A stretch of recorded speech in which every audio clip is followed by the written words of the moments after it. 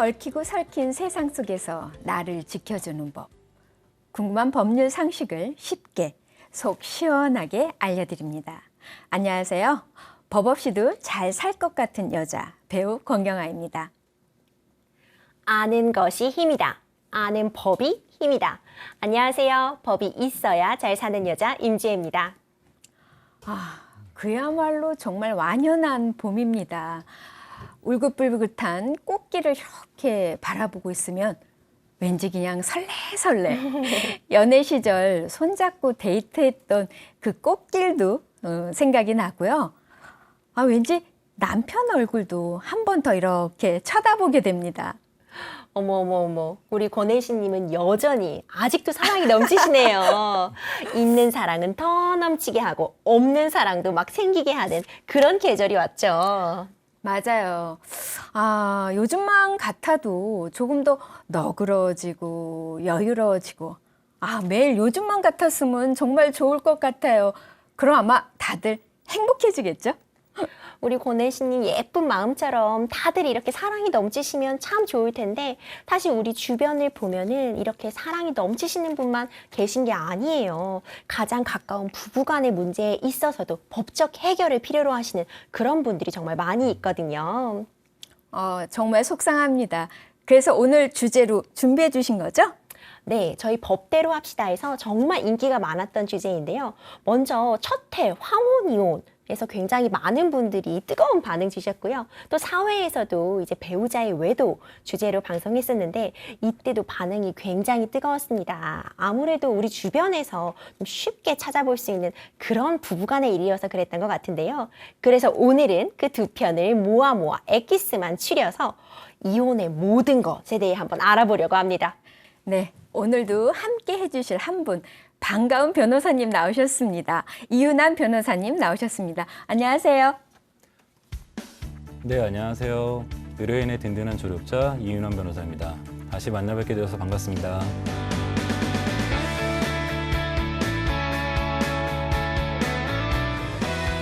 네, 나와주셔서 너무 감사합니다. 변호사님 지난번 방송 가족들이나 주변 반응 어떠셨어요? 일단 저희 아버님이 너무 좋아하셔가지고 그러셨군요. 네, 오늘 또 출연한다 그러니까 케이블 TV까지 방송을 볼 수 있도록 바꾸셨습니다. 와, 역시 애청자 인증하셨습니다. 네. 오늘도 좀 명쾌한 답변 기대해 네, 보겠습니다. 최선을 다하겠습니다. 네, 감사합니다. 참 근데 이게 참 쓸쓸한 일이긴 합니다. 임 변호사님 말씀처럼 저번에 우리가 황혼 이혼에 대해서 했을 때 정말 시청자분들의 반응이 너무나 뜨거웠어요. 주위에서도 너무나 좋은 정보, 좋았다고 이렇게 반응해 주셨는데 결국 이건 우리 주위에서 이런 일이 자주 일어난다는 이야기나 마찬가지인 것 같아요. 변호사님, 특히 이 황혼 이혼 이게 정말 이렇게 많이 이루어지고 있나요, 실제로? 네, 맞습니다. 권혜신님 말씀 주신 것처럼 이 황혼 이혼이나 이혼 이런 문제에 가슴앓이 하시는 분들이 정말 많은데요. 저도 실제로 제가 수행하고 있는 그런 이혼 상담 가운데 절반 이상이 황혼 이혼에 해당할 정도로 굉장히 그 비중이 높다고 말해드릴 수 있을 것 같아요. 통상 이제 황혼 이혼이라고 한다면 이제 60세 이상에서 이혼을 하시려고 이제 마음을 먹으시거나 아니면 이제 결혼 기간이 한 20년 정도 이상 되시는 분들이 이제 혼인 관계를 해소하시려고 하시는 경우에 우리가 황혼 이혼이다 이렇게 말씀을 드리는데 재판상 이혼까지 가는 경우가 아니라 왜 요새 우리 방송에서도 조론이라는 말 많이 나오잖아요. 이런 법률적인 관계를 해소하는 데는 좀 서류 작업도 있어야 되고 법원도 가셔야 되고 번거로운 부분이 있으셔서 그냥 정말 가정만 분리하셔서 서류상으로는 아직 부부시지만 아예 남처럼 따로 사시는 그런 조론인 경우까지 감안한다면 그 비중은 정말 엄청나다고 말씀드릴 수 있을 것 같아요. 이 변호사님, 정말 이게 황혼 이혼 상담이나 이 소송건이 정말 많은가요? 네, 제가 수행하는 이혼 사건 중에서도 거의 절반가량이 황혼 이혼에 해당하는 것 같습니다. 근데 임 변호사님께서 아까 말씀하셨던 거에서 제가 조금 추가적으로 설명을 드리면 일단 이혼의 기본적인 구조를 좀 말씀드리겠습니다.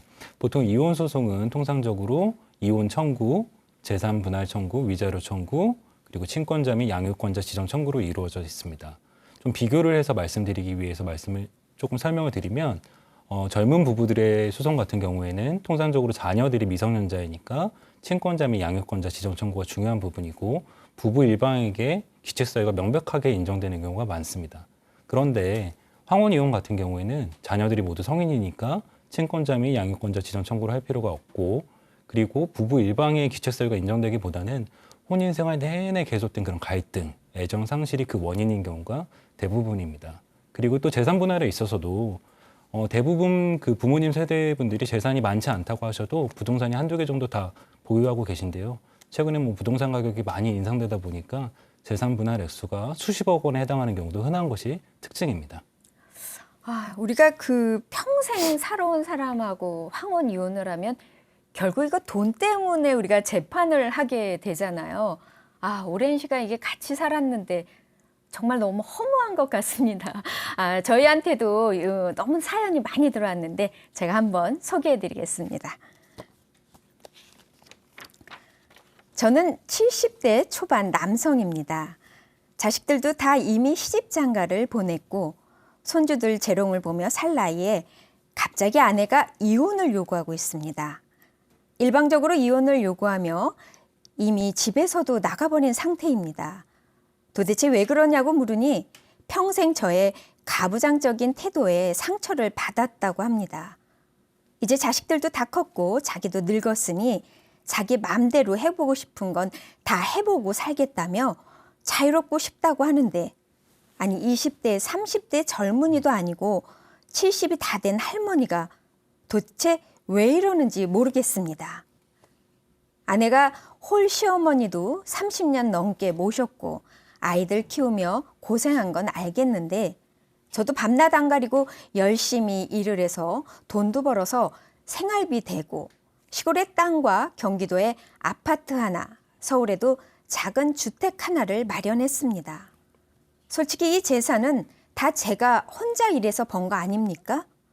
근데 아내는 지금 같이 살았던 서울 집이든 경기도 아파트든 집 한 채는 내놓으라고 하고 있고 위자료인지 뭔지도 달라고 하는 상황인데 제가 순순히 이혼을 해주지 않으면 소송을 하겠다고 문자 한 통 남기고 이제 제 연락은 받지도 않고 있습니다. 남편 밥이며 빨래며 살림은 나 몰라라 하고 이렇게 집을 나가버린 게 말이나 됩니까? 지금까지 함께한 정을 생각해서 아내가 잘못했다고 용서를 구하고 돌아온다면 다시 함께 살 생각도 있지만 아내가 소송까지 한다고 하면 재산은 한 푼도 줄 생각이 없습니다. 제가 번 재산 나눠줄 필요는 없겠죠? 이거 사연 주신 남성분이 쓰신 말, 이게 내가 다 번 돈이다. 남편 밥이며 빨래며 뭐 살림은 다 내팽겨치고 나갔다. 이런 표현 보니까 가부장적인 모습이 굉장히 많은데요. 이분 보니까 그동안 가정을 어떻게 꾸미셨는지 좀 짐작이 가는데요. 전 좀 울컥해요. 임수님 벌써 약간 눈물이 그렁그렁하신 것 같아요. 임 변호사님, 이런 케이스 이거 많은가요? 사실상 MC님 거의 모든 황혼 이혼이 이런 케이스다 해도 과언이 아니에요. 이제 보통 보시게 되면 이제 여기서도 나오셨지만 보통은 이제 예전의 경우에는 아버님이 이제 경제 활동을 책임지셨기 때문에 생활비 전반을 이제 부담을 하신 거고 어머님께서는 주로 이제 자녀 양육을 하시면서 이제 가정을 유지하는데 기여를 하신 건데 이제 아버님들은 이거 다 내가 벌어온 돈이다라고 말씀하시면서 이제 황혼 이혼 어머님이 요구하시면 나 재산 한 푼도 못 준다 이런 식으로 나오시는 경우 정말 많으시죠. 살림하는 게 얼마나 어려운 건데 그러니까 남자분들은 말이에요. 그거 잘 모르시는 것 같아요. 그럼 이 경우 가부장적인 남편 이혼 귀책 사유가 있는 거잖아요. 이거 이혼 가능한 건가요? 네, 이런 경우에 통상 당사자들이 이혼에 합의한 경우가 아니라면 재판상으로 이혼을 청구할 수밖에 없는데요. 우리 민법에는 민법 제840조에서 재판상 이혼 사유를 열거하고 있습니다. 지금 들은 사연을 보면 아마 제3호 배우자 또는 직계 존속으로부터 부당한 대우를 받은 경우 또는 제6호 기타 혼인을 계속하기 어려운 중대한 사유가 있을 때 이런 경우에 해당한다고 주장을 해야 될 것 같은데요. 일단은 이 가부장적인 남편, 가부장적인 태도, 권위적인 태도에 대해서 일단 좀 우리가 생각을 해볼 필요가 있을 것 같습니다. 이것이 단순히 아내분의 주관적인 평가인 건지 아니면 이런 것들이 구체적으로 아내에게 혼인을 강요하는 것이 참을 수 없는 고통에 이르는 경우에 해당하는지를 조금 구체적인 증거를 통해서 입증을 해야 되는데요. 아마 남편분이 구체적으로 폭언을 행사하였다거나 폭력을 행사한 경우 그런 증거가 있다면 아마 이혼 청구가 인용될 가능성이 좀 더 높아질 것 같습니다. 아, 그럼 이런 사연인 경우에는 재산 분할은 어떻게 이루어지나요? 이 황혼 이혼, 특히 이런 좀 황혼 이혼 관련해서 제가 재산 분할 굉장히 드리고 싶은 말씀이 많아요. 아버님들이 좀 꼭 기억해 두실 그런 포인트들이 있거든요. 통상 이제 재산 분할이라고 하면은 그 정해지는 기준들이 여러 가지가 있을 수 있는데 결혼 연차가 어떻게 되는지 뭐 3년, 10년, 뭐 18년, 20년 이런 식으로 길어질수록 좀 어머님들한테 유리한 측면이 무조건 있고요. 또 이제 주택 같은 것을 구입하셨을 때 이제 큰 재산이 되는 그런 것들을 구입하셨을 때 그 구입 자금이 어디서 왔는지, 뭐 자녀는 누가 양육했는지, 지금까지 뭐 맞벌이였는지, 뭐 이런 여러 가지 사정들이 고려가 되게 되고, 특히 이제 이혼 이후에 살아갈 수 있는 그런 자립할 능력이 있는지 여러 요소들이 고려가 되게 되는데요. 그런 것들을 따져서 이제 남편 대 이제 부인이 뭐 5대 5, 뭐 7대 3 이런 비율로 나누게 되는 거죠. 특히 황혼 이혼의 경우에는 아무래도 이제 혼인 기간이 길기 때문에 그 기간 동안 아무리 어머님이 가정주부로서 일을 하셨다고 해도 그 가정을 꾸리는데 그렇죠. 가정주부의 역할이 얼마나 절대적입니까? 그렇게 해줬기 때문에 남편분이 또 일을 할 수 있었던 거 아닌가 전 그렇게 생각하거든요. 맞습니다. 권혜신님 말씀처럼 그런 재산을 유지 증식하는데 어머님의 그런 가사 노동이 분명히 기여한 부분이 있기 때문에 5대 5까지 나오는 경우 굉장히 많거든요. 이제 재산 분할의 기준이 되는 그 재산에 대해서 조금 더 설명을 드리자면 당연히 이제 부부가 혼인 생활 중에 공동으로 이룩한 재산이 재산 분할의 대상이 되고요. 만약 요즘 뭐 부동산 같은 거 구입하실 때 다 대출 끼시잖아요. 이런 대출, 이런 소극 재산 역시 그런 재산 분할의 대상이 된다는 점 좀 주념하셔야 될 것 같아요. 그리고 이제 부부 일방이 갖고 있는 뭐 예전에 증여받은 재산이라던가 결혼 전부터 갖고 있던 재산 아니면 상속받은 재산은 이건 특유 재산이라고 해서 이건 부부 일방에게 귀속이 되어 있거든요. 하지만 이 경우에도 이 특유 재산을 유지 증식하는데 상대방 배우자가 기여한 바가 있다면 이 또한 재산 분할 대상이 될 수 있다는 점도 꼭 기억하시면 좋겠고요. 또 특히 황혼 이혼에서 재산 분할 관련해서 많이들 궁금하시는 부분이 바로 퇴직금과 또 우리의 그 저금통 같은 연금이거든요. 그렇죠. 노후에 그게 우리가 살 수 있는 방법이잖아요. 어떻게 보면. 맞습니다. 퇴직금과 연금이 노후에 굉장히 중요한 자산이 되잖아요. 그래서 과거에는 퇴직금 같은 경우에는 아직 뭐 발생한 것이 아니다. 그래서 재산 분할의 대상이 되지 않았던 적도 있었는데 요즘은 지금 재산 분할하는 그 기준점, 그때 시점을 기준으로 그때 퇴직하면 받을 수 있을 금액을 기준으로 퇴직금도 재산 분할에 포함이 되고요. 연금도 각 연금별로 그 법률에 따라 그 배우자의 연금 분할 청구권을 인정하고 있습니다. 다만 뭐 딱 뭐 보통 다 반반이다 이렇게 나눠진다기보다는 이제 다 정하실 수 있는 거거든요. 뭐 예를 들어서 재산은 뭐 아버님이 다 가지시지만 이제 연금은 어머님이 가지실 수도 있는 거고 이건 당사자가 좀 정하기 나름이기 때문에 이런 경우가 생기신다면 좀 변호인의 조력을 받으셔서 본인에게 유리한 그런 방식을 택하시는 게 좋다 이렇게 설명드리고 싶습니다. 그러면 이게 남편분이 이렇게 한 푼도 안 줄 수는 없는 거 맞죠? 그럼요, MC님. 절대, 아니, 우리 또 이제 좀 남자 쪽 입장을 대변하실 이제 이윤남 변호사님 의견 들어봐야겠지만, 한 푼도 안 주실 수는 절대 없습니다. 아, 이윤남 변호사님 여기 저희 스튜디오에 남자분은 또 유일하시잖아요. 그래서 아무래도 남자 변호사님이시다 보니까 남편 쪽 많이 대리하시길 그런 일이 많으실 것 같은데 그럼 남편 입장에서 이혼을 안 할 수 있는 방법이나 아니면 그 재산을 이렇게 많이 분배해주지 않을 그런 무슨 방법이 있을까요? 저도 굉장히 궁금한데요. 이거 이윤남 변호사님이 어떻게 방어하실지. 네.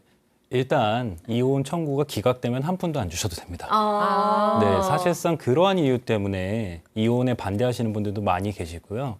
다만 이제 아까 말씀드린 대로 재판상 이혼이 청구가 인용이 되려면 이혼 사유가 존재해야 되는데 지금 말씀 주신 사연으로 봤을 때는 가부장적인 태도 조금 구체적이진 않습니다. 그래서 남편분께서 전략적으로 일관된 태도로 재판부에 대응을 하시면 충분히 이혼 청구가 기각될 가능성이 있어 보입니다. 특히 여기서 이제 남편분들이 재판장에 나가시면 의사가 변하시는 경우가 있습니다. 처음에는 이혼을 원치 않는다라고 하셨는데 나중에는 재산 분할만 안 해주면 이혼해도 좋다. 이런 변심되는 태도는 별로 좋지 않고요. 변호사와 상담하셔서 끝까지 일관된 태도로 혼인 개속을 원하고 혼인 회복을, 관계 회복을 위한 노력을 꾸준히 하였다는 점을 입증하면 이혼 청구가 기각될 수 있습니다. 그러니까 네.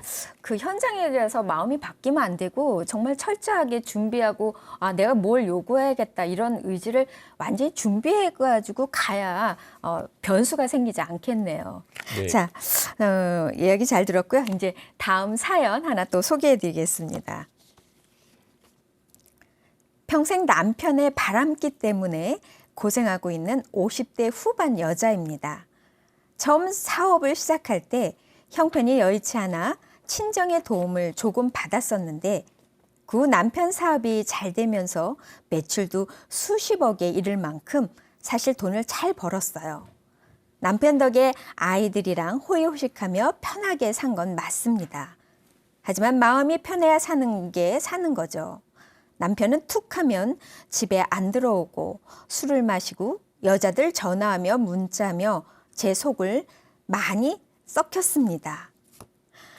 이번에는 정말 딸뻘되는 한참 어린 여자에게 빠져서 그 여자한테 커피숍을 차려준 모양입니다. 저는 더 이상 화를 낼 힘도 의지도 없고 오히려 그러려니 하고 넘어가려고 했는데 자식들이 나서서 아버지가 재산을 다른 여자한테 펑펑 쓰고 있으니 저에게 당장 이혼을 하라고 합니다. 재산 분할도 똑똑히 받아오자고 하고요. 지금 살고 있는 집이나 예금, 주식 모두 다 남편 명의로만 되어 있고 전 남편의 재산이 얼마인지 어디에 예금을 가지고 있는지도 모르고 평생 가정주부로 살며 제 수중에 가지고 있는 목돈도 없는 상황입니다.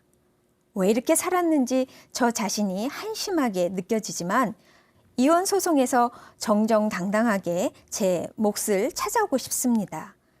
가정주부로 평생 살았어도 재산 분할을 받을 수 있을까요? 아니 오죽하면 이 자녀들이 부모님한테 이혼을 하라고 하겠어요. 야, 이거 정말 너무 안타까운 마음이 듭니다. 이 경우 남편의 외도로 인한 이혼이니까 아주 당연히 될 것 같고요. 이게 평생 바람을 피웠다고 하는데 이거 어떤 증거를 잡아야 할까요? 저도 사연 들으면서 너무 안타까운 마음을 좀 감출 수가 없었는데요. 이런 외도로 이렇게 속썩이시는 분들도 많으시죠. 이때 어떤 증거가 필요한지 좀 설명을 드려보자면 사실상 뭐 이제 불륜을 충분히 의심할 만한 그런 대화 내역이라던가 그럼 뭐 문자 메시지 주고받으면서 뭐 애칭이나 뭐 연인 간에 쓸 법한 표현들을 쓰는 경우 이거 다 증거가 되고요. 뭐 다 카드 사용 내역 중에 뭐 숙박업소에 이제서 그제 긁으신 그런 카드 내역이라던가 뭐 두 분이 어디 놀러 가신 그런 내역들, 뭐 비행기표 결제하신 거 이런 걸로 사실 증거가 되시는 경우가 굉장히 많아요. 또 요즘 같은 경우에는 차량 블랙박스가 증거로 제출되는 경우도 굉장히 많고요. 휴대전화 녹음이 증거로 제출되는 경우도 많습니다. 이제 많은 분들이 이제 간통죄 폐지 이전을 생각하셔서 아무래도 뭔가 성관계 증거를 딱 갖고 오셔야지. 그렇죠. 그게 제일 확실하다고 생각을 하니까. 네, 그래서 뭐 그 현장 사진을 찍어야 되는 거냐 이런 거 물어보시는 경우가 많은데 이제 간통죄는 그런 성관계 자체를 처벌하는 것이기 때문에 그런 좀 엄격한 증거를 요구했던 것이고요. 요즘 같은 경우에는 간통죄 폐지 이후에는 그 증거를 인정하는 폭이 훨씬 넓어졌다고 볼 수 있을 것 같아요. 그렇기 때문에 뭐 그냥 문자 메시지 내용 중에서도 이 정도면 충분히 연인 관계를 유추할 만하다 하면은 이제 그 정도는 증거로 인정해주고 있어서 그 부분은 좀 더 바람직하다 이렇게 볼 수 있을 것 같네요. 근데 이 사연자분처럼 뭐 증거 같은 걸 모아두지도 못했고 뭐 문자 메시지 같은 것도 확인이 어렵다 이렇게 했을 때 이거 이혼 소송 가능한가요? 네. 만약 불륜에 대한 직접적인 증거가 없는 경우에도 간접 증거로서도 충분히 가능합니다. 예를 들어서 주위 분들의 증언 그리고 그러한 남편분의 외도 행위 때문에 얼마만큼 아내분이 고통을 받았는지 이러한 것들에 대한 증언을 통해 가지고 충분히 입증이 가능하고요. 또 한 가지 팁을 드리고자 한다면 이혼 청구 원인으로 남편분의 배우자의 부정행위 외에도 기타 혼인을 계속하기 어려운 사유를 예비적 또는 선택적으로 추가를 하시면 더욱 유리할 것 같습니다. 제가 항상 이런 사건 하면서 안타까운 부분이요. 막상 이렇게 평생 동안 외도로 마음고생을 하셨으면서 문자 메시지 같은 거 남편 핸드폰에서 확인을 하시고도 당장 그 놀라셔서 뭐 캡처를 해두신다거나 따로 저장해 두시지 않아서 그 어떤 증거도 갖고 계시지 않은 경우가 굉장히 많아요. 그럼 사실 변호사로서 굉장히 안타깝지만 한두 달 정도는 지금 내가 이런 사실을 안다 내지는 뭐 이혼 소송을 준비하고 있다 이런 거 알아채지 못하게 하시고 좀 증거를 모아야 된다 이렇게 말씀드리거든요. 먹고 그런 거 다 캡처해두고 저장해둬야겠네요. 네. 근데 이 사연자분처럼 남편의 뭐 재산이나 뭐 예금이나 이런 게 어디 있는지 다 모른다고 하셨는데 이런 거 알려면 어떻게 해야 되나요? 네, 이런 부분은 소송이 시작되면 변호사가 보통 사실조회 신청을 통해 가지고 상대방 재산 내역을 밝혀내는데요. 뭐 부동산 같은 경우에는 법원 행정처에, 예금이나 보험 같은 경우에는 금융사에 금융정보 제출 명령 신청을 통해서 상대방 재산 내역을 알아낼 수 있습니다. 그리고 또한 이런 경우로도 알 수 없다라고 하면 재판부에 재산 명시 명령 신청을 통해 가지고 상대방으로 하여금 재산 목록을 기재하여 제출하도록도 할 수 있습니다. 다만 여기서 이제 한 가지 말씀을 또 드리자면 상대방이 제출하는 재산 명시 목록표는 좀 허위일 수 있으니까 적극적으로 상대방 재산 내역을 밝혀내는 것이 좀 중요하고요. 또한 여기서 최근 재판부의 추세를 조금 말씀드리면 과거에는 무제한적으로 사실조회 신청을 받아줬는데 최근에는 10개에서 20개 정도의 재산 조회만 좀 가능하도록 제한을 하고 있으니 그러한 점도 유의하시면 더욱 도움이 될 것 같습니다. 참 그리고 아까 사연 중에 남편 외도하시는 그 여자분한테 카페를 차려줬다고 했잖아요. 카페가 웬 말입니까? 근데 사실 이게 나중에 아내분의 몫인데 이걸 다시 찾아올 수는 있는 건가요?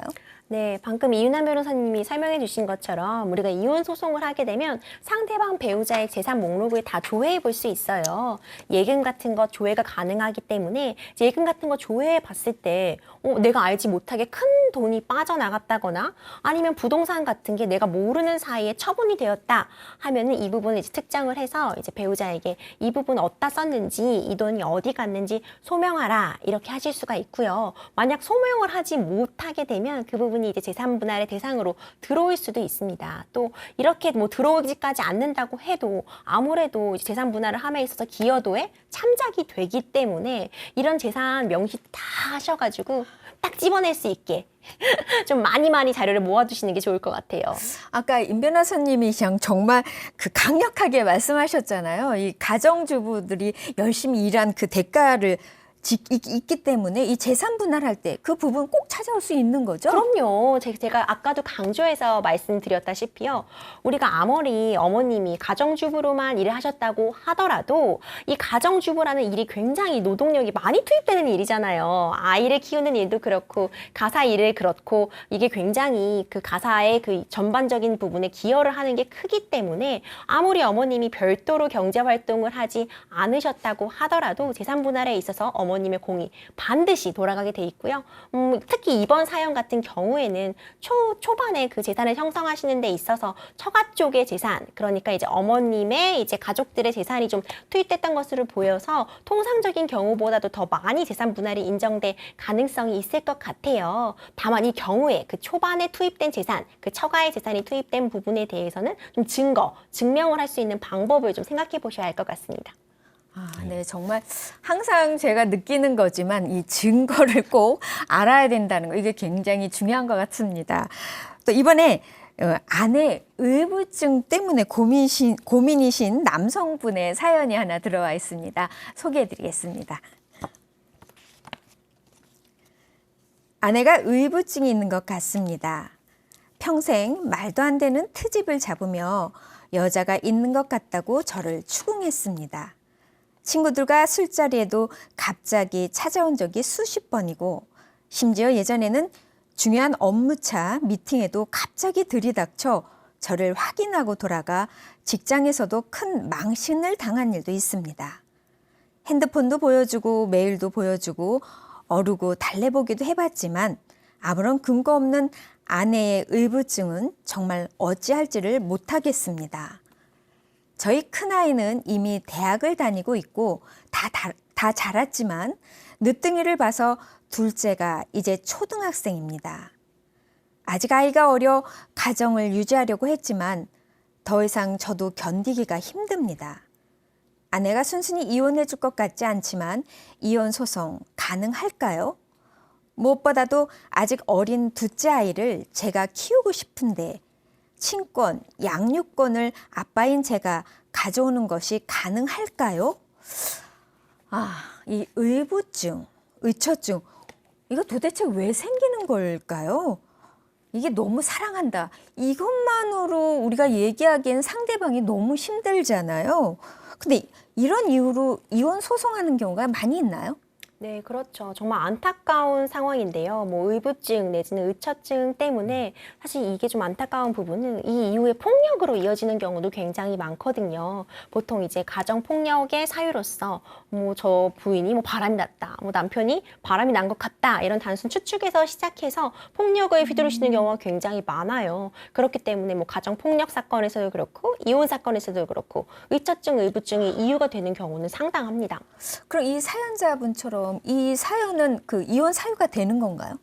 이제 의부증은 일종의 이제 망상적 장애에 해당할 수 있는 것인데 구체적인 사안에 따라 사실 판단은 달라질 수 있을 것 같아요. 이런 의부증, 의처증이 이제 기타 혼인을 계속하기 어려운 중대한 사유가 될 것이냐, 내지는 배우자로부터 심히 부당한 대우를 받은 경우에 해당할 수 있을까에 따라서 판단이 달라질 수 있을 텐데, 다만 일단 의부증이라는 것이 지금 정신적 장애인지 아니면 그냥 단순히 이제 남편분의 불만에 해당하는지 이런 부분을 좀 사안별로 달리 판단될 수 있을 것 같습니다. 또 이 사연자분은 둘째 아이를 본인이 좀 키우고 싶은데 이 아이가 어릴 경우 보통 엄마에게 뭐 양육권, 친권 이런 게 간다고 저는 들었거든요. 우선 친권이랑 양육권 차이가 뭔가요? 또 이거 친권, 양육권은 늘 이렇게 한 사람한테 다 가야 되는 건지 아니면 이거 친권, 양육권을 이렇게 따로따로 뭐 엄마나 아빠한테 나눠서 이렇게 줄 수도 있는 건가요? 네, 일단 친권하고 양육권을 좀 설명을 드리면 친권은 미성년자인 자녀의 법률 행위를 대리할 수 있는 권리를 말합니다. 그리고 양육권은 말 그대로 자녀들을 양육할 수 있는 권리를 말하는데요. 통상적으로 친권하고 양육권은 부 또는 모, 일방에게 부 또는 모, 일방을 지정하는 것이 통상의 재판 실무인데요. 그 이유를 간단하게 설명을 드리면 가령 아이가 초등학교 입학을 하게 되었을 때 아이의 양육을 담당하는 부 또는 모는 그 아이의 법률 행위를 친권을 행사해야 되는 경우가 있는데 이 경우에 만약에 공동으로 친권을 행사한다 그러면 이혼한 전 남편 또는 전 아내를 찾아가서 동의서를 받아야 됩니다.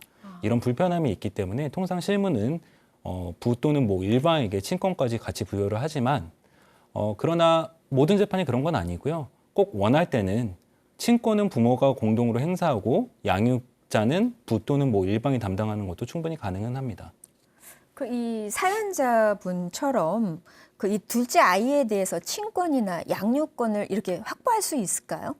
네, 친권 및 양육권에 대한 재판은 우리가 비송이라고 부르는데요. 소송이 아니다 이런 뜻인데, 왜냐하면 이 경우에는 이제 재판부의 직권주의가 굉장히 강화되기 때문이에요. 그러니까 이게 직권주의가 강화된다는 측면을 좀 더 설명을 드리면, 당사자의 주장에 얽매이지 않고 재판부가 그냥 관여할 수 있는 폭이 크다 이렇게 이해하시면 좀 편하실 것 같은데요. 당연한 것이 이제 친권이나 양육권에 대한 재판은 다른 부분과 다르게 이 재판의 당사자는 아닌 자녀들의 복리와 직결되는 문제잖아요. 그렇기 때문에 재판부가 이렇게 살펴봤을 때 자녀의 그 복리에 가장 우선하는, 자녀의 복리를 가장 위할 수 있는 그런 친권 양육자를 선정하기 위해 아무래도 좀 직권주의가 좀 감안되는 그런 측면이 있고요. 사연으로 돌아와 봤을 때 아무래도 아버님이 뭐 경제적인 우위에서도 그렇고 주로 지금 아이들과 잘 시간을 많이 보내신 주 양육자급에 해당하시기 때문에 이럴 경우에는 이런 부분에 대해서 충분히 소명하신다면 아버님이 친권 양육권 가져오시는 거 저는 무리 없을 거라고 봅니다. 그럼 이 사연자분이 이혼 소송을 하려면 뭐 증거나 자료 어떤 것들이 필요할까요? 일단 두 가지 측면에서 증거를 확보를 해야 되는데요. 첫 번째는 이혼 사유고 두 번째는 양육입니다. 첫 번째 이혼 사유에 대해서 먼저 말씀을 드리면 아까 그 의부증이 단순한 망상이 아니고 구체적인 상황에서 남편을 참을 수 없을 만큼 괴로움을 주었다라는 부분을 입증할 수 있는 구체적인 증거를 확보해야 되는데요. 좋은 증거의 예로는 아내분이 정신과 상담을 받았다든가 심리상담센터에서 상담을 받았다든가 하는 내용을 확보하시면 좋고요. 반대로 남편분이 그런 괴로움 때문에 정신과를 방문하였다든가 심리 상담을 받은 적이 있다. 이런 내용도 도움이 될 것 같습니다. 그리고 또한 양육에 관해서는 평소 아이와 친밀한 유대감을 가지고 있었고 평소에 얼마만큼의 시간과 노력을 투입하여 아이의 양육을 담당하였는지, 그리고 또한 혼자서 양육을 담당하지 않더라도 예를 들어서 부모님이라든지 양육 보조자가 있는지 여부 등을 증거로 확보해 두시면 도움이 많이 될 것 같습니다. 그러니까 뭐 의부증, 의처증 어떤 증거 의료 기관의 그런 것도 필요하고 또 아이와의 유대관계 이런 걸 또 증명할 수 있는 걸 다 준비하면 유리할 수 있겠네요. 네, 충분히 이 정도 사연 같은 경우에는 아버님이라고 하더라도 보통 뭐 좀 아이가 어리면은 엄마에게 친권 양육권이 간다고 많이들 알고 계신데 이게 꼭 절대적인 것은 아니거든요. 상황에 따라 충분히 달리 판단될 수 있고 이번 상황 같은 경우에는 아버님이 가져오시는데 무리 없지 않을까 싶습니다. 네, 그럼 오늘의 마지막 사연입니다. 부끄럽지만 용기를 내서 사연을 보냅니다. 저는 60이 넘은 늦은 나이에 사랑에 빠졌습니다. 아내에게는 정말 미안하지만 이미 우리 아이들 다 컸고 오랜 기간 나름대로 가정에 충실하며 살았다고 자부합니다. 은퇴 후에 취미생활로 미술 수업에 참여하게 되었고 거기에서 만난 분과 깊은 관계로 이어지게 된 게 벌써 5년이 넘었습니다. 그쪽도 사실 배우자가 있는 상황이라 상황이 정말 좋지는 않습니다만 둘 다 가정을 정리하고 새 출발을 하고 싶은 마음이 간절합니다. 이미 저랑 그 사람은 각자 집을 나와 동거하고 있는 상황이고 제 상대 여성은 남편과 서류만 유지하고 있을 뿐이지 10년 넘게 왕래도 없다고 합니다. 문제는 제 쪽인데 아내가 이혼은 절대 안 된다고 하는 상황입니다. 이 일로 너무나 오랫동안 아내와 서로 상처를 주고 저의 결혼 생활은 이미 파탄이 난 지 오래입니다. 그런데도 이혼은 절대 안 된다는 아내 때문에 정말 힘듭니다. 제가 이혼을 할 수 있을까요? 아니, 이게 무슨 경우죠? 아니, 바람을 핀 것도 정말 너무 화가 난데 여기다 이혼을 안 해줘서 너무 화가 난다. 이거 정말 화가 나는데요. 제가 저희가 이게 저희한테 고민 상담이 들어와서 이 고민 상담을 해드려야겠는데 이 사연자분처럼 유책 배우자가 이혼 청구 우리나라에서도 이거 가능한 건가요? 아니 권혜신님 드라마에서 워낙 많이 해보셨겠지만 그렇죠. 이거 머리 뜯고 싸워야 될 것 같은데. 왜 이렇게 바람핀 배우자가 오히려 잘못한 상대방이 적반하장이잖아요, 그렇죠. 지금. 이제 오히려 적반하장으로 이혼을 요구하는 경우가 왜 드라마에서도 많이 있지만 사실 현실은 드라마보다 더 잔인한 게 또 우리의 현실이거든요. 이런 경우가 실제로 있습니다. 이제 혼인 생활에서 이제 이 깨지게 된 원인이 있는 그 배우자를 우리가 유책 배우자라고 하잖아요. 또 우리나라의 경우에는 이 이혼을 할 수 있는 그런 사유에서 이제 유책주의를 취하고 있어요. 유책주의라는 게 뭐냐면 책임이 있는 당사자, 그러니까 이 혼인이 깨지는데 기여한 그 주된 원인이 있는 사람은 이혼을 이제 신청하지 못하게 되어 있거든요. 그러니까 그로 인해 피해를 본 사람이 저 사람 때문에 혼인이 깨졌어요 라고 이혼을 청구할 수 있는 것이지, 잘못한 사람이 나 때문에 혼인이 깨졌는데 혼인을 깨겠습니다 이렇게 청구할 수는 없다. 그렇죠. 이렇게 이해하시면 좀 쉬울 것 같아요. 사실 우리가 다 아는 유명한 케이스가 있죠. 이제 유명 영화 감독과 이제 뭐 배우의 그런 사례가 있는데, 그때도 이제 먼저 처음엔 이혼 조정을 신청을 했고 조정이 결렬되어 이제 재판으로 갔는데, 이때 이제 이 상대방이 이혼을 소송을 제기한 상대방이 유책 배우자이기 때문에 이 청구는 기각한다. 이렇게 기각 판단을 2019년도에 받은 바가 있습니다. 그러니까 유책주의에 반대되는 게 이제 파탄주의인데요. 파탄주의는 이제 혼인이 깨질 대로 깨졌다. 더 이상 계속하는 게 의미가 없다. 이미 혼인의 실질이 없다. 이런 경우에는 파탄이 되기만 하면은 유책 배우자라 할지라도 이혼 청구를 할 수 있는 그런 걸 취하고 있는 거거든요. 이제 파탄주의를 취하고 있는 국가들도 있지만 이 경우에도 뭐 파탄주의가 다 인정되는 것이 아니라 뭐 미성년자 자녀가 있을 때 자녀의 복리를 위해서는 혼인을 유지하는 게 더 유익하다고 하거나, 아니면은 이 혼인 관계를 해소하게 하는 게 부부 일방에게 심히 가혹한 결과를 가져오게 하는 경우에는 파탄주의의 예외로서 이 경우에는 이혼할 수 없다 이렇게 규정을 하고 있습니다. 이제 흥미로운 부분이 우리나라에서도 이 유책주의, 파탄주의를 놓고 말이 굉장히 많아요. 그래서 복잡하네요. 사실 우리나라는 이제 한 50년간 유책주의가 쭉 이어져 오고 있다고 보시면 되는데 2015년도에 이제 대법원에서 공개 변론을 열게 됩니다. 이 유책주의가 맞을지 파탄주의가 맞을지 공개 변론을 열었는데 아직 우리나라에서는 이제 13명의 대법관 중에서 이제 7분께서 아직은 그래도 유책주의가 많다 이런 식으로 판단을 해주셨거든요. 그런데 이제 50년 전과 비교해 봤을 때 우리나라에서 여성의 지위가 정말 상당히 신장이 되었죠. 예전과 같을 수는 없을 거예요. 그렇죠. 분명히. 옛날엔 다 가정주부였다면 지금 뭐 여성들이 더 많이 일한다고 과언이 아니잖아요. 네, 맞습니다. 그렇기 때문에 어떻게 보면 이제 우리도 유책주의에서 이제 더 나아가도 되는 게 아닌가, 좀 남녀가 좀 대등하게 사회 경제적 지위를 갖고 있기 때문에 뭐 파탄주의를 취해도 되지 않느냐 이런 움직임도 있고 최근에도 또 대법원에서 이 관련해서 연구 용역 과제를 맡겼다고 해요. 앞으로 어떻게 진행될지는 좀 더 지켜봐야겠지만 확실한 건 앞서 말씀드린 것처럼 파탄주의를 취하더라도 그 최소한의 안전장치를 마련해야 되는 점은 물론이고 우리나라가 유책주의를 취하고 있다고 해서 항상 유책 배우자는 이혼 청구를 못하는 것은 또 아니고 막 이게 완전히 단순히 오기로 인해서 이혼을 안 해주시고 있는 경우인 경우나 뭐 이건 이미 파탄될 지경에 이르렀고 그리고 그에 대한 보상을 뭐 자녀에게나 아니면 뭐 그 배우자에게나 그에 대해 이런 그런 파탄이 상쇄될 만큼 충분한 뭐 보상을 하신 게 인정되는 경우나 이런 예외적인 경우에는 또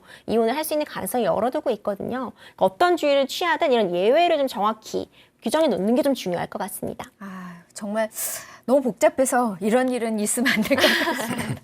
자, 이 변호사님, 뭐 남자분이 새로 출발하고 싶다, 뭐 이렇게 할 때 남자 쪽 의뢰인이 이렇게 의뢰해 오시면 어떤 조언을 해주세요? 아, 너무 궁금한데요. 이럴 때 남자 어떻게 조언을 입장하고 또 해주시는지? 여자 입장이 틀릴 것 같은데. 네, 그럴 것 같아요. 네, 사실 정말 이런 경우가 너무 많습니다. 근데 우리 사법부가 유책주의를 택하고 있기 때문에 무턱대고 이혼 청구를 하면 기각당할 수밖에 없습니다. 그래서 저 같은 경우는 두 가지 측면에서 조금 이혼 청구를 반대하는 아내분의 입장을 좀 바라보는데요. 첫 번째는 자존심이나 오기 때문에 이혼을 반대하시는 경우이고 두 번째는 경제적인 문제 때문에 반대하시는 경우입니다.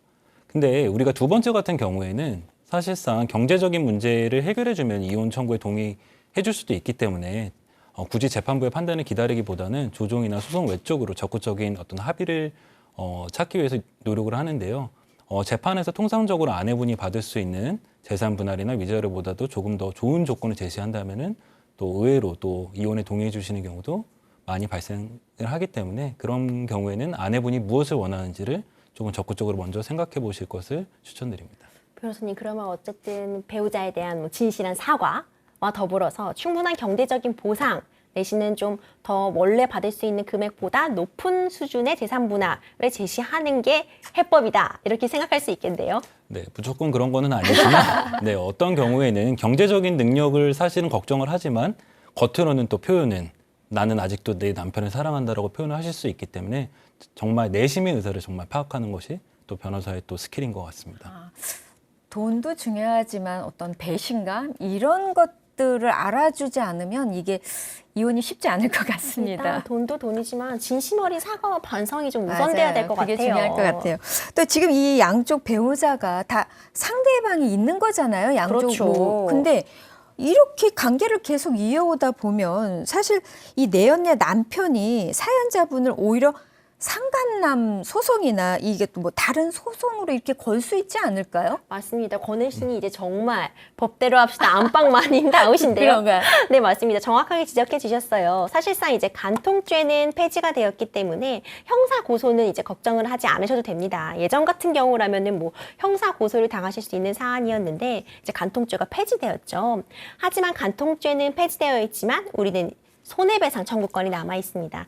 이걸 우리가 그냥 뭐 상간남 소송, 뭐 상간여 소송 이렇게 부르는데 사실상 이제 불법 행위에 기한 손해배상 청구권이라고 볼 수 있는 거죠. 너가 잘못을 저질렀으니 그에 합당하게 나에게 정신적 손해에 대해 피해 보상을 하라. 이렇게 위자료 청구 소송은 지금 제기하실 수 있는 상황이라 소송 당하실 수 있다고 답변 드리면 될 것 같네요.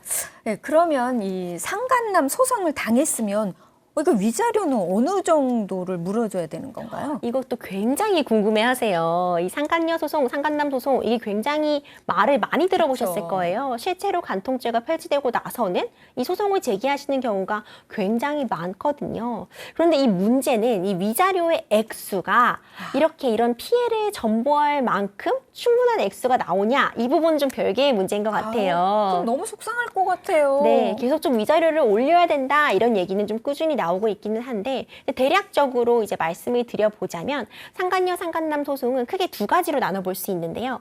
이혼을 하면서 이제 배우자도 함께 제기하고 이제 그 배우자와 바람을 핀 상대방도 같이 제기하는 경우가 있을 수 있고 또 이거 정말 중요한 팁인데 이혼은 하지 않으시고 혼인관계는 유지하시면서 그 배우자와 바람을 핀 상대방만 소송을 제기하시는 것도 가능하거든요. 근데 이렇게 이혼을 하지 않고 그 불륜 상대방만 소송을 제기하시는 경우에는 통상 가장 많은 액수를 기준으로 했을 때 한 3천만 원 정도가 예상이 되고요. 이제 배우자도 함께 이제 이혼을 하시면서 제기하시는 경우에는 좀 그 상황에 따라 다르겠죠. 뭐 불륜의 정도, 뭐 불륜 유지 기간, 내지는 뭐 어떤 식으로 발각이 됐는지, 그리고 또 이제 이 부분도 사실 많이 고려하시는 것 같은데 발각 이후의 태도.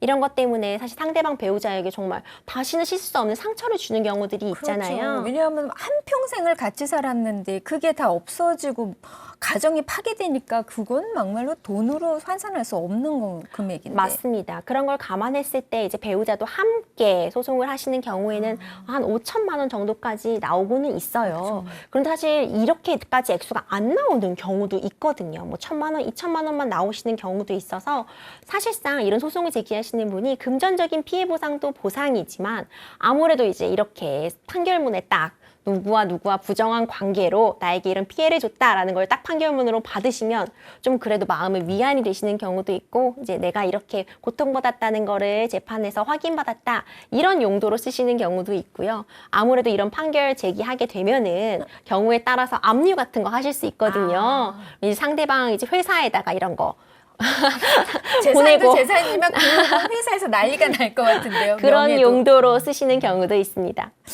그럼 이게 이혼 소송에서 보통 한쪽에 유책 사유가 있어서 이혼을 하면 그 위자료도 그분보다 저희가 그 재산 분할할 때도 굉장히 좀 차이가 나야 되는 거 아니에요? MC님이 굉장히 유익한 질문을 해주셨어요. 이 부분을 정말 많은 분들이 헷갈려 하세요. 이제 우리가 이혼 소송한다고 하면 금전적인 부분을 크게 두 가지로 볼 수 있을 것 같아요. 크게 재산 분할이 있고 위자료가 그쵸. 있거든요.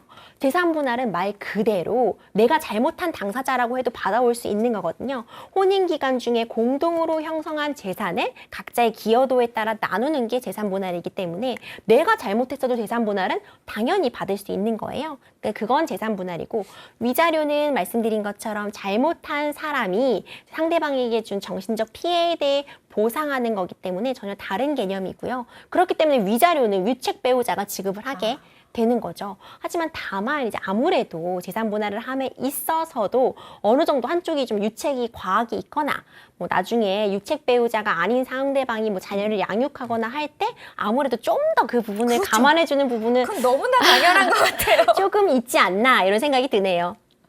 이 변호사님, 그 변호사님 남편 쪽 이혼 소송 중에 특히 기억나는 어떤 소송 이런 게 있었나요? 네, 제가 지금 말씀드리고자 하는 소송은 참 남편분의 입장에서는 참 가슴 아픈 사연입니다.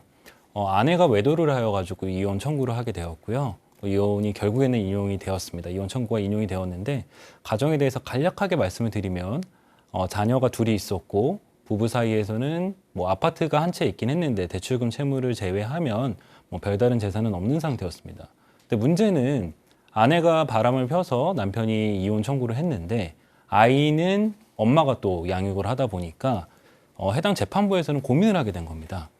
재산 분할은 딱히 해줄 게 없고 위자료는 오히려 남편이 받아야 되는데 아이들 양육은 엄마가 해야 되니까 주거를 당장 마련할 수가 없어서 재판부가 3번이나 조정에 회부를 해서 이 남편분한테 오히려 아내한테 전세보증금을 좀 마련해 주는 게 어떠냐라고 몇 번이나 이야기를 했었습니다. 이 남편분께서는 아내가 바람을 펴서 지금 내가 마음이 아파 죽겠는데 돈을 오히려 주라니까 더 화가 났는데요.